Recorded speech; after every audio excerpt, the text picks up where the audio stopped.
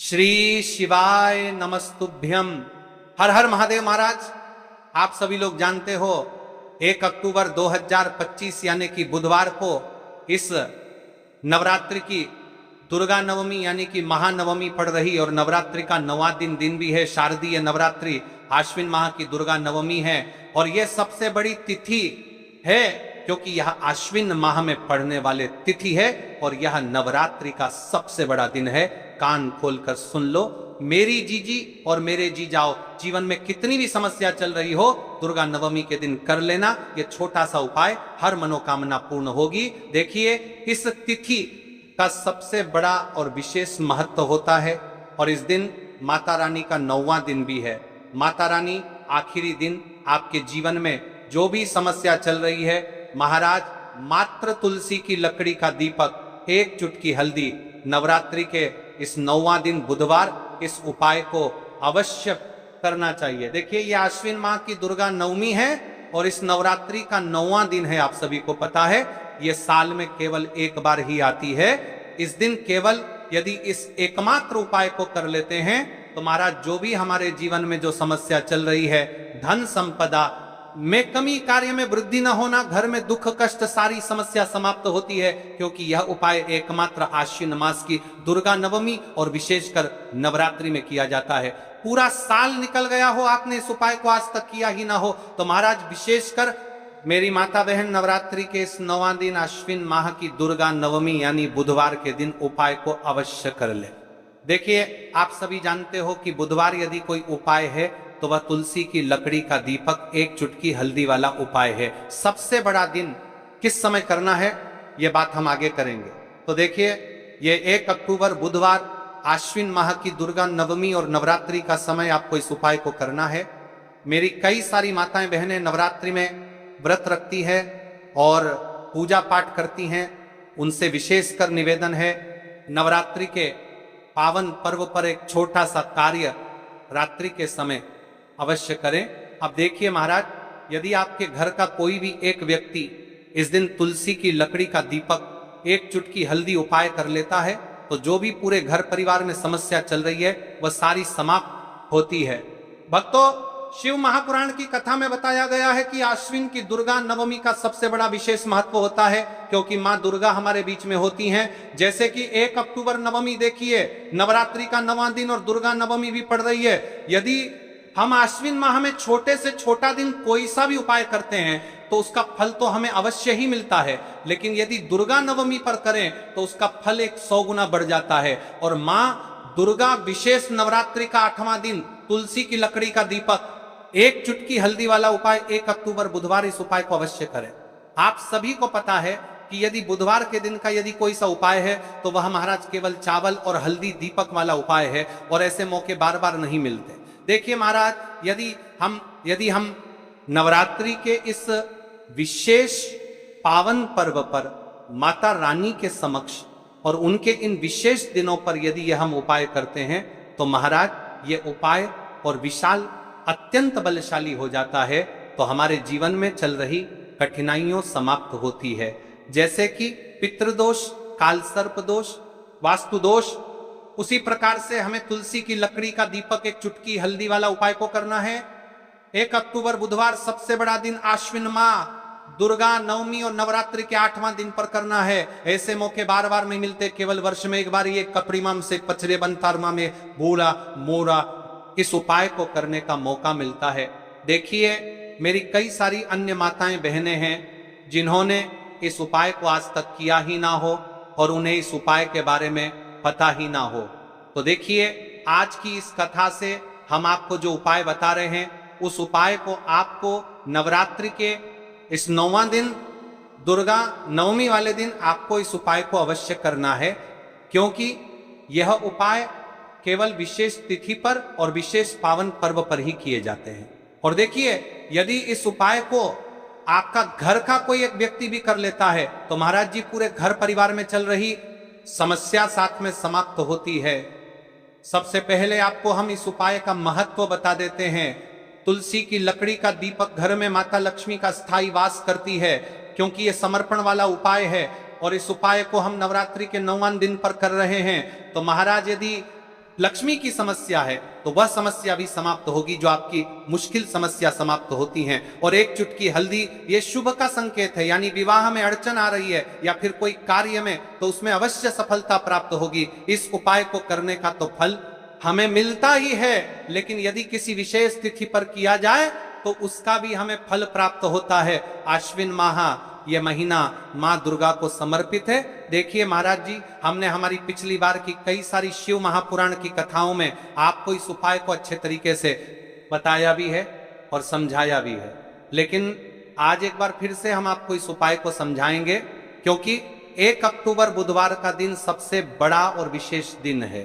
देखिए, यदि आपने इस मात्र तुलसी की लकड़ी का दीपक, एक चुटकी हल्दी वाला उपाय को कर लिया, तो आपको इस उपाय कर का वह फल मिलेगा जिसकी आपने कभी कल्पना भी ना करी होगी।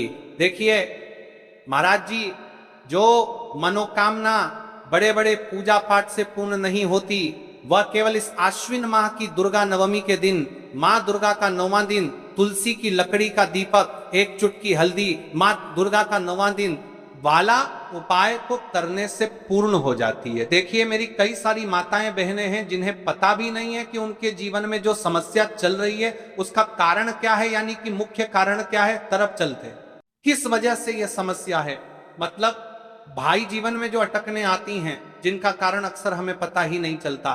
देखिए महाराज, आपके जीवन में जो भी समस्या चल रही है, वह काल सर्प दोष, वास्तु दोष या फिर कोई अन्य समस्या, आपके घर में माता लक्ष्मी का स्थायी वास ना होना, बार बार लड़ाई झगड़ा या फिर विवाद होना, यह सबसे बड़ी समस्या है। तो महाराज, यदि हम माता रानी के इस पावन पर्व पर, इस अश्विन माह में दुर्गा नवमी तिथि के दिन इस उपाय को करते हैं, तो जो भी समस्या चल रही है वह सारी समस्या समाप्त होती है। इस उपाय को आपको किस प्रकार करना है, सामग्री कहाँ से लेनी है, किस समय करना है, कैसे करना है, ठीक है, तो आपको इस कथा के अंतिम तक बने रहना है। देखिए, हम राशि से जुड़ा भाग्य भी बता रहे हैं और भाग्य में चल रही परेशानियों को भी बता रहे हैं। तो यदि आप अपनी राशि से जुड़ा भाग्य जानना चाहते हैं तो अपना नाम और अपनी राशि कमेंट बॉक्स में अवश्य लिखें। तो चलिए भक्तों, अब उपाय की ओर चलिए। महाराज जी, अब चलते हैं उस विशेष उपाय की तरफ जो आपको कल इस विशेष तिथि पर करना है। और इस विशेष पावन पर्व पर हम जिस उपाय की चर्चा करने जा रहे हैं वह अत्यंत ही दुर्लभ और शक्तिशाली है। यह उपाय न केवल भक्त की मनोकामनाओं को पूर्ण करता है, बल्कि उसके जीवन के समस्त कष्टों का निवारण भी करता है। उपाय की सामग्री देखिए महाराज, मात्र तुलसी की लकड़ी से बना दीपक, 11 चावल के दाने और 1 चुटकी हल्दी। यह तीनों वस्तुएं देखने में सामान्य प्रतीत होती हैं, परंतु इनका महत्व और शक्ति अद्भुत है। जब इन्हें सही विधि से, सच्चे मन और श्रद्धा के साथ शिव मंदिर में प्रयोग किया जाता है, तब यह उपाय अलौकिक परिणाम प्रदान करता है। तो देखिए, तुलसी की लकड़ी का दीपक, 11 चावल के दाने और 1 चुटकी हल्दी। तो सबसे पहले आपको हम दीपक के बारे में बताते हैं। तुलसी की लकड़ी का दीपक, तुलसी माता का वर्णन शास्त्रों में अत्यंत पवित्र माना गया है। तुलसी के बिना कोई भी पूजन अधूरा है। यद्यपि शिव जी को तुलसी अर्पित नहीं की जाती, परंतु तुलसी की लकड़ी का उपयोग जब दीपक के रूप में किया जाता है तो यह विशेष ऊर्जा उत्पन्न करती है। देखिए महाराज जी, अब हम बात कर लेते हैं सबसे पहले उपाय के बारे में। तो देखिए, तुलसी की लकड़ी का दीपक, 11 चावल के दाने और 1 चुटकी हल्दी। तो सबसे पहले आपको हम दीपक के बारे में बताते हैं। तुलसी की लकड़ी का दीपक, तुलसी माता का वर्णन शास्त्रों में अत्यंत पवित्र माना गया है। तुलसी के बिना कोई भी पूजन अधूरा है। यद्यपि शिव जी को तुलसी अर्पित नहीं की जाती, परंतु तुलसी की लकड़ी का उपयोग जब दीपक के रूप में किया जाता है तो यह विशेष ऊर्जा उत्पन्न करती, यह दीपक भक्त की मनोकामना पूरी करने में सहायक होता है। अब देखिए महाराज जी, 11 चावल के दाने का महत्व जानिए। चावल शुद्धता और समर्पण का प्रतीक है। हर दाना अखंडता और पूर्णता का द्योतक है। जब 11 चावल शिवलिंग पर अर्पित किए जाते हैं तो यह 11 इंद्रियों का नियंत्रण और शुद्धिकरण करता है। मात्र 1 चुटकी हल्दी, एक चुटकी हल्दी, हल्दी माँ भगवती का प्रिय है और ये आयुर्वेद और पवित्रता का प्रतीक है। शास्त्रों में कहा गया है कि जहां हल्दी का प्रयोग होता है वहां मां लक्ष्मी का वास होता है। इसलिए जब इस हल्दी का प्रयोग शिव मंदिर में किया जाता है तो यह शिव शक्ति और लक्ष्मी दोनों की कृपा प्रदान करता है। कई सारे लोग प्रश्न करेंगे कि महाराज जी ना ही शिव जी को तुलसी समर्पित कर सकते हैं और ना ही इस उपाय को किया जाता है। तो देखिए, इस उपाय को आपको शिव मंदिर की चौखट पर करना है। ये जो दीपक हम प्रज्वलित करेंगे ये शिव मंदिर की चौखट पर करेंगे। तुलसी का संबंध आध्यात्मिक शांति, मानसिक स्थिरता और रोग नाश से है। जब तुलसी की लकड़ी का दीपक जलता है तो घर या मंदिर के आसपास की नकारात्मकता तुरंत दूर हो जाती है। तो देखिए महाराज जी, आपको इस तुलसी की लकड़ी के दीपक के बारे में हम आपको सबसे पहले बताते हैं। हालांकि आपके तीनों उपाय को साथ में ही करना है, लेकिन सबसे पहले और प्रथम तुलसी की लकड़ी का दीपक तो देखिए। तुलसी की लकड़ी प्राप्त करना, यदि घर में तुलसी का पौधा है तो उसकी जड़ के पास की नरम लकड़ी लेनी है। यदि घर में तुलसी का पौधा नहीं है तो बाजार से भी तुलसी की लकड़ी खरीदी जा सकती है। कई सारे घरों में तुलसी का वृक्ष नहीं होता है तो आप यह भी कर सकते हैं। ध्यान रहे, यदि आप किसी और के घर से ले रहे हैं तो उसे दक्षिणा अवश्य दें। बिना दक्षिणा के तुलसी लेना अशुभ माना जाता है।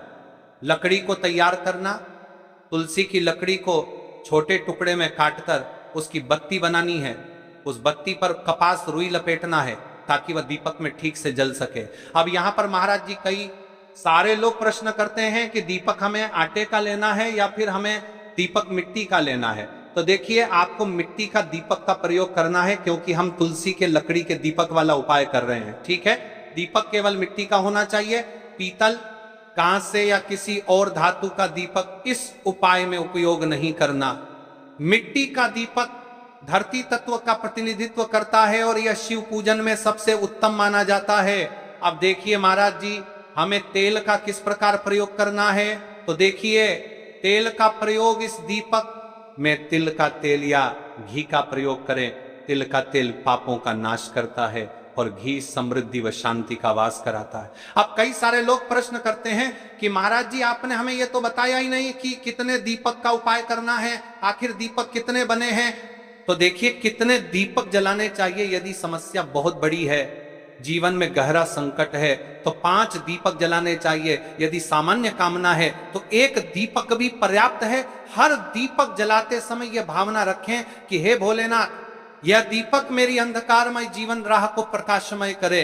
जेके महाराज जी, तुलसी के लकड़ी के दीपक वाला उपाय है, यह कोई साधारण उपाय नहीं है। तो आपको क्या क्या सावधानी बरतनी है। दीपक को शिवलिंग पर प्रत्यक्ष रूप से न रखें, इसे मंदिर की चौखट पर या बनाए गए स्वस्तिक पर रखें। दीपक जलाते समय मन में शुद्ध भाव होना चाहिए। दीपक बुझने के बाद उसकी राख को पवित्र स्थान पर ही विसर्जित करें। महाराज जी, जैसे ही तुलसी की लकड़ी का दीपक जलता है वैसे ही साधक को एक अलग ही शांति का अनुभव होता है। मन का तनाव समाप्त होता है। आंखें बंद करके जब दीपक की लौ के सामने बैठते हैं तो लगता है कि यह लौ सीधे आत्मा से संवाद कर रही है। लौ मानो भगवान शिव के आशीर्वाद का प्रतीक बन जाती है। अब देखिए महाराज जी, हम बात कर लेते हैं 11 चावल के दाने वाले उपाय के बारे में। ठीक है, 11 चावल का धार्मिक महत्व। महाराज जी, चावल अन्न केवल भोजन का साधन नहीं है, बल्कि इसे पूर्णता, शुद्धता और अखंडता का प्रतीक माना गया है। वेदों और पुराणों में अन्न को अन्न देवता कहा गया है। अन्नम ब्रह्मेति व्यजानात, यह उपनिषद का कथन है। अर्थात अन्न स्वयं ब्रह्म है। इसलिए जब भक्त शिव जी को चावल अर्पित करता है, वह केवल एक दाना नहीं चढ़ाता, बल्कि अपनी आत्मा और जीवन का समर्पण करता है। अब सबसे महत्वपूर्ण प्रश्न उठता है कि एक चावल ही क्यों शास्त्रों में कहा गया है कि मनुष्य के शरीर में 11 इंद्रियां होती हैं। जब भक्त 111 चावल के दाने शिव जी को अर्पित करता है तो वह अपनी 11 इंद्रियों को भगवान को समर्पित करता है। यह समर्पण साधक के भीतर शुद्धि और संयम लाता है। अब देखिए महाराज जी, चावला के दाने कहाँ से लेने हैं, कैसे लेने हैं, इस बात पर चर्चा कर लेते हैं, क्योंकि कई सारे लोगों को मन में यह भी प्रश्न रहता है। घर में रखे चावल का प्रयोग किया जा सकता है, चाहो तो दुकान से भी ले सकते हो। ध्यान रहे, चावल अखंड और शुद्ध होने चाहिए।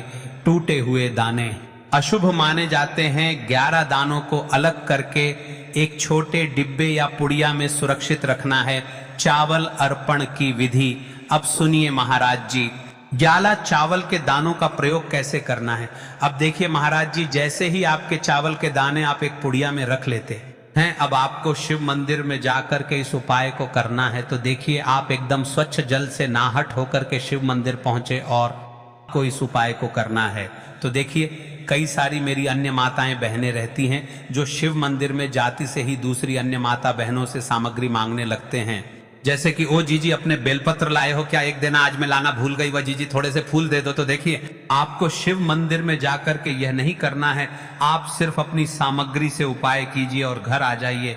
ठीक है, जब मंदिर जाएं, सबसे पहले शिवलिंग पर गंगा जल या शुद्ध जल चढ़ाए, AUM नमः शिवाय का जप करते हुए शिवलिंग का ध्यान करें। अब सबसे पहले एक चावल का दाना गणेश जी के स्थान पर अर्पित करें, क्योंकि गणेश जी बिना हर कार्य अधूरा है। इसके बाद शेष 11 दानों को एक एक करके शिवलिंग पर अर्पित करें।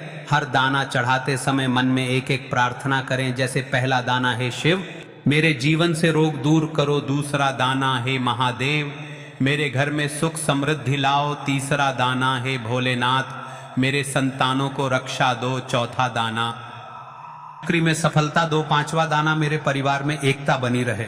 इसी तरह हर दाने पर अपनी मनोकामना रखनी है, भावनाओं की शक्ति। राज जी, यह ध्यान रखना बहुत जरूरी है कि चावल अर्पण करते समय मन शुद्ध होना चाहिए।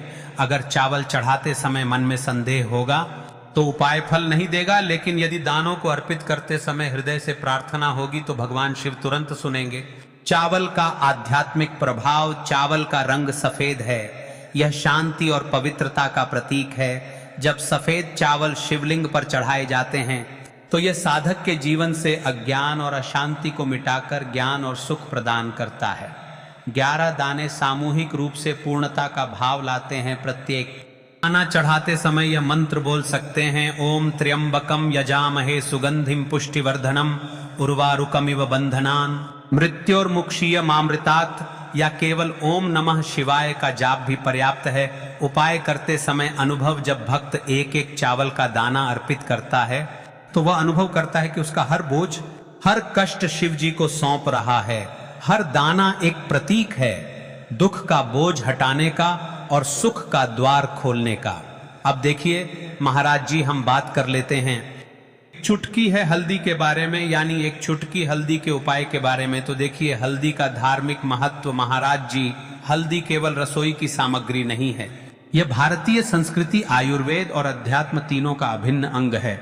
हल्दी को संस्कृत में हरिद्रा कहा गया है।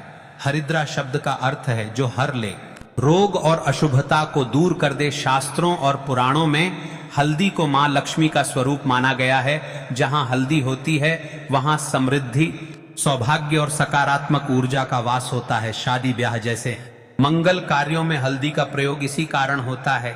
हल्दी को सर्वरोगनाशिनी कहा जाता है। यह शरीर की प्रतिरोधक क्षमता बढ़ाती है, मन को शुद्ध और शांत करती है और रोग शोक को दूर करती है। आध्यात्मिक दृष्टि से हल्दी साधक के आभा मंडल को स्वर्णिम प्रकाश से भर देती है।